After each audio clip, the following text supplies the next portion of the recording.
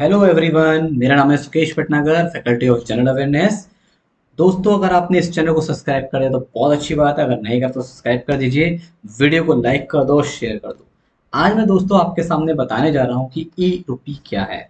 भाई, जैसे कि अभी हम जानते हैं कि नरेंद्र मोदी जी के द्वारा ई रूपी एक ब्राउचर हमारा लॉन्च किया गया। तो चलिए दोस्तों जानते हैं ये होता क्या है। ई रूपी डिजिटल पेमेंट सॉल्यूशन है क्या।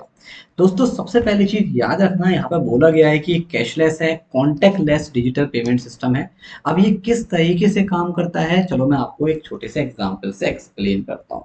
दोस्तों देखो, इसके बारे में कुछ चीजें और बताई गई हैं यहाँ पे। अगर बोल बात करें तो एक चीज और ध्यान रखना, ये टारगेट बेस्ड भी है। मीन्स इसके इससे जो है, जो भी सरकार का टारगेट है वो भी कंप्लीट होगा। अब इसे कैसे यूज किया जाएगा, चलो मैं आपको बताता हूँ एक छोटे से एग्जाम्पल के द्वारा।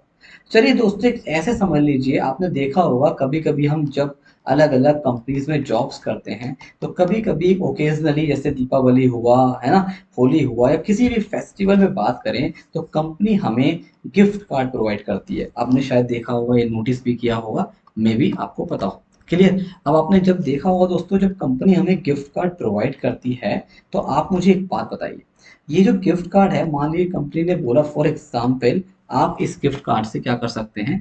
फॉर एग्जाम्पल ये फ्लिपकार्ट का दे दिया कि आप फ्लिपकार्ट पे शॉपिंग कर सकते हैं। तो अब आप मुझे बताओ, क्या इससे आप अमेजोन पे यूज कर पाओगे? नहीं। क्या इससे आप मंत्रा यूज कर पाएंगे? नहीं। मतलब क्या है, उस कंपनी ने अपना क्या करा है, फ्लिपकार्ट के साथ टाई अप करा है और आपको अपने एम्प्लॉयज को एक ये तरीके से फैसिलिटी दिया कि आप इसका इस प्लेटफॉर्म पर यूज करके एक पर्टिकुलर लिमिट तक, जैसे 1,000, 2,000, 3,000, जो भी कंपनी का वैरी करता है, आप शॉपिंग कर सकते हैं। तो देखिए भाई, कंपनी ने क्या करा, अपना टारगेट भी पूरा करा, आपको एक लिमिट यूटिलाइज करने का मौका दिया, आपसे जो है जो शॉपिंग करने का पर्पस था वो भी करवा दिया। यानी कि कंपनी का टारगेट हुआ, कैशलेस हुआ, कॉन्टेक्टलेस हुआ और टारगेट बेस्ड हुआ। बिल्कुल सेम पैटर्न दोस्तों ई रूपी का है, याद रखिएगा। अब जैसे कि फॉर एग्जांपल मान लीजिए दोस्तों, अगर मान लो सरकार बोलती है कि हम इन पर्टिकुलर, ये पर्टिकुलर पर्सन्स हैं जो बेचारे गरीब लोग हैं, या फिर बहुत ज़्यादा ऐसे कह दीजिए कि लो इनकम ग्रुप से बिलोंग करते हैं। मान लीजिए सरकार ने बोला कि हम इनको राशन देना चाहते हैं, ठीक है, फ्री ऑफ कॉस्ट। तो अब इनके दो तीन तरीके हो सकते हैं। आप बोलोगे सर इनके खाते में डायरेक्ट क्या कर दो, आपके डीबीटी कर दीजिए, इनके खाते में सब्सिडी भेज दो, पैसा भेज दो और उससे ये राशन खरीद लेंगे। लेकिन दोस्तों आप मुझे बताओ, क्या ये गारंटी है कि उस पैसे से ये राशन खरीदेंगे? हो सकता है भाई वो गलत जगह इस्तेमाल करें, अल्कोहल में इस्तेमाल कर दें, है ना। हो सकता है अल्कोहल में ना तो कहीं और यूज कर दे। तो क्या ये बताइए, क्या गवर्नमेंट की जो रणनीति थी, क्या जो टारगेट था कि इसका यूज हमें इस काम के लिए करवाना है, क्या वो पूरा हो पाया? नहीं हो पाया, है ना। तो इन्हीं का सबसे बड़ा सॉल्यूशन है ई रूपी वाउचर। अब होगा क्या दोस्तों, यहाँ पे सरकार क्या करेगी, जो मोबाइल नंबर है, जैसे मान लीजिए अभी यहाँ सरकार को इस पर्टिकुलर सेक्शन को या पर्टिकुलर ग्रुप को फ्री में राशन देना है, तो सरकार क्या करेगी, इनके मोबाइल नंबर पर एक ई ब्राउज़र सेंड करेगी। ठीक है, ये ई ब्राउज़र हमारा मैसेज की फॉर्म में भी हो सकता है, या दोस्तों क्यूआर कोड की फॉर्म में भी हो सकता है, किसी की भी फॉर्म में हो सकता है। अब क्या होगा, ये क्यूआर कोड या जो मैसेज होगा दोस्तों, अब मान लीजिए एक पर्सन है, ये पर्सन क्या करेंगे, जो आपके राशन की दुकान है वहां पे लेके जाएंगे, वहां पे जाके इस कोड को दिखाएंगे या जो एसएमएस है उसको दिखाएंगे। वो उस कोड को स्कैन करेगा और स्कैन करने के बाद उसका जो मोबाइल है जिसने क्यूआर कोड दिखाया है दोस्तों, उस पर एक ओटीपी आएगा वेरिफिकेशन के लिए। और जैसे ही वो ओटीपी पुटअप करेगा तो आपका क्या हो जाएगा, ट्रांजैक्शन कंप्लीटेड, और आपको जो है पैसा दुकानदार को मिल गया और दुकानदार आपको राशन प्रोवाइड कर देगा। तो मीन्स, अब आप बोलोगे सर पैसे कटेगा कहाँ से। देखो भाई, यहाँ पे मैंने बताया था अभी एग्जाम्पल में फ्रेंड्स, कि सरकार फ्री ऑफ कॉस्ट देना चाहती है। यानी कि सरकार ने अलग अलग बैंकों का इस्तेमाल करते हुए, जिससे भी टाई अप होगा सरकार ने किया होगा, उसके थ्रू ये पेमेंट शॉपकीपर को करा दिया और उस पर्सन को बिना कुछ पेमेंट दिए पैसा मिल गया। तो आपने अब एक बात नोटिस करिए और ध्यान दीजिए। पहली चीज, क्या दोस्तों कैशलेस ट्रांजैक्शन हुआ? बिल्कुल कैश दिए ही नहीं। कॉन्टेक्टलेस हुआ, बिल्कुल कोई कॉन्टेक्टलेस है हर पूरी तरीके से। और टारगेट बेस्ड हुआ, बिल्कुल हुआ। मेन सरकार का सपना था कि हमें इन्हें अनाज देना है, तो देखिए अनाज ही मिला है ना। अब इसका यूज कहीं और नहीं हो सकता। दूसरी चीज यहाँ पे बात बोली गई है दोस्तों, याद रखना, ये जो ब्राउचर होगा, ये जो आपका जो ई ई रूपी ब्राउचर है, ये नॉट ट्रांसफरेबल। ऐसा नहीं है कि आप इसे किसी और को बेच दो, ऐसा नहीं है कि भाई कि आप किसी और को दे दो, ऐसा नहीं। दूसरी चीज याद रखना, ये सिंगल यूज के लिए होगा, ठीक है, ऐसा भी यहाँ पे बोला गया है।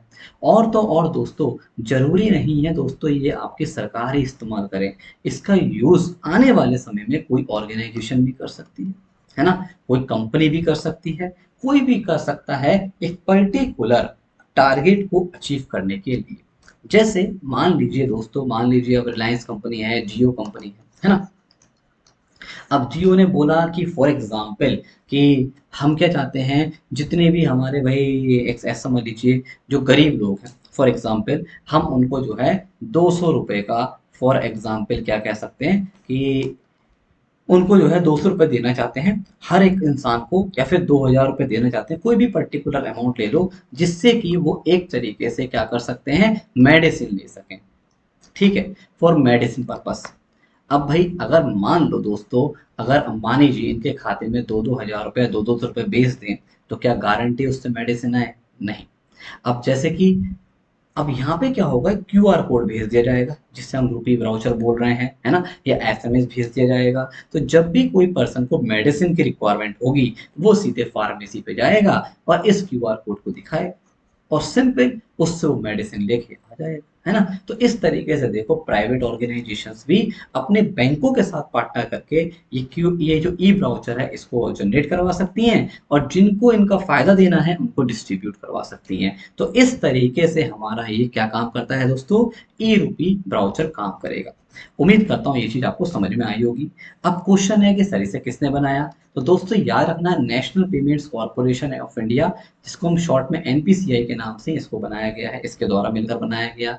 साथ में इसने कोलैबोरेट किया है दोस्तों department of financial services, ministry of health and family welfare and national health authority के साथ। तो ये सारी चीजें आपको ध्यान रखनी है। चलिए एक शॉर्ट वीडियो आपको दिखाता हूँ, इससे आपको और जानकारी प्रोवाइड हो जाएगी। चलिए दोस्तों। भारत के यशस्वी योग से विकसित किया है पर आधारित है। ई रूपी आरबीआई स्वीकृत एक प्रीपेड ई। ये देखिए इस तरीके से कोड होता है, जैसे कि मैंने आप सामने देख रहे हैं। बाकी और डिटेल देखिए इस वीडियो से, आपको बहुत इन्फॉर्मेशन वाउचर मिलेगा। है जिसे एनपीसीआई यानी भारतीय राष्ट्रीय भुगतान निगम ने वित्तीय सेवा विभाग और बैंकों के सहयोग से विकसित किया है। ई रूपी विशिष्ट सेवा के भुगतान के लिए लाभार्थी को जारी किया जाता है। यह एक क्यूआर कोड या एसएमएस स्ट्रिंग आधारित ई वाउचर है जिसे लाभार्थी के मोबाइल पर भेजा जाता है। इस कोड के माध्यम से सेवा प्रदाता के अकाउंट में डायरेक्ट फंड ट्रांसफर किया जाता है। सरकारी संस्थाएं, कॉरपोरेट या कोई भी सेवा प्रायोजक अपने पार्टनर बैंक की मदद से ई रूपी वाउचर जनरेट कर सकते हैं। सेवा प्रदाता केंद्र पर लाभार्थी ई रूपी के माध्यम से भुगतान कर सकते हैं। सेवा प्रदाता केंद्र वाउचर के रूप में मिले क्यूआर कोड या एसएमएस को स्कैन करेंगे। लाभार्थी के वेरिफिकेशन के लिए एक कोड लाभार्थी के मोबाइल नंबर पर भेजा जाएगा। वेरिफिकेशन हो जाने पर तुरंत भुगतान होने की पुष्टि हो सकेगी। यह वाउचर कैशलेस और कॉन्टैक्टलेस है। इसका उपयोग सिर्फ एक बार ही किया जा सकता है। यह पूरी तरह से सुरक्षित और विश्वसनीय है। लाभार्थियों की निजी जानकारी पूरी तरह से गोपनीय होती है। ई रूपी सुनिश्चित करता है सेवाओं की टारगेटेड और लीक प्रूफ डिलीवरी।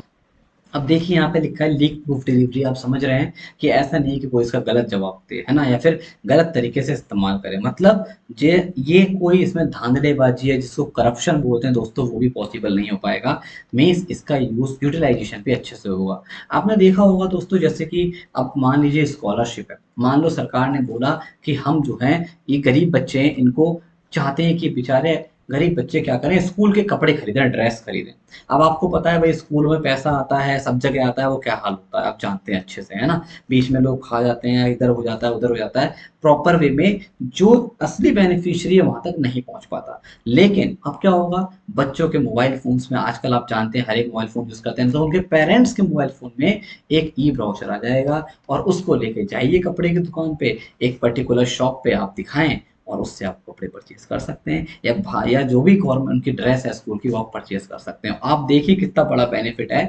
तो एक तरीके से वितरण देखा जाए तो दोस्तों बहुत अच्छी चीज है, देखा जाए तो, है ना। प्रणाली के बाकी सरलीकरण के सरकारी योजनाओं का लाभ वितरण। तो चलिए दोस्तों, उम्मीद करता हूँ ये सारी चीजें क्लियर हो गई होंगी। तो बाकी दोस्तों मुझे जहां तक लगता है भाई, ये एक ऐसा सिस्टम आया है जो इंडिया के 4-5 महीनों बाद इंडिया के इतिहास में क्रांति ला सकता है ना। बाकी आपको क्या क्या सजेशंस हैं, आपको क्या क्या लगता है दोस्तों कि ये और कितना कामयाब हो प्रणाली के सकता है, सरलीकरण के कहाँ साथ कहाँ साथ इसका और यूज हो सकता है, क्या क्या ये इंडिया के क्षेत्र में या आने वाले समय में क्या क्या और बदलाव कर सकता है, तो आप मुझे कमेंट बॉक्स में जरूर बताइए। तो चलिए दोस्तों, अगर वीडियो अच्छी लगे तो लाइक शेयर और चैनल को सब्सक्राइब करना मत भूलना। मिलेंगे फिर इसी तरीके से अगले वीडियोस में, जब तक के लिए धन्यवाद। जय हिंद, जय भारत।